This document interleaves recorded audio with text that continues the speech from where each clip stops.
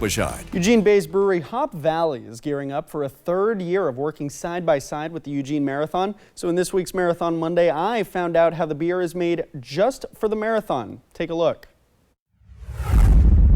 The Jogger Lager it'll be just an annual thing, and we hope it continues for as long as the marathon is. With just about a month to go until race day, Hop Valley is helping the city get in the marathon spirit with their beer, Jogger Lager.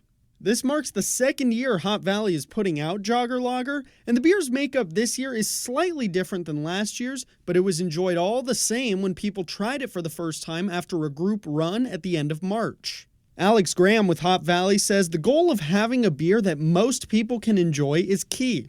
Having an easy drinkable lager that has a lot of flavor to it just helps introduce folks to what we're about, what our beer can bring to the table, and it just it happens to be coincided with a great event and a great campaign. The first year they teamed up with the marathon, Hop Valley made a beer called 26-2, an ode to the race's distance.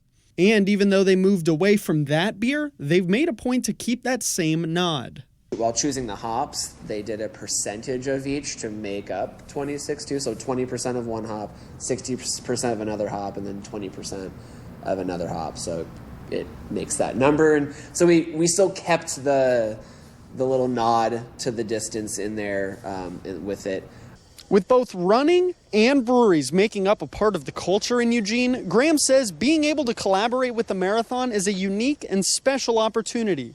We want to also give back and support the folks and have just a unity that helps tie what we're about with our beer and our community outreach and things that we do to support with the other pieces of Eugene that are worth supporting and that do make up that community aspect, that historical aspect.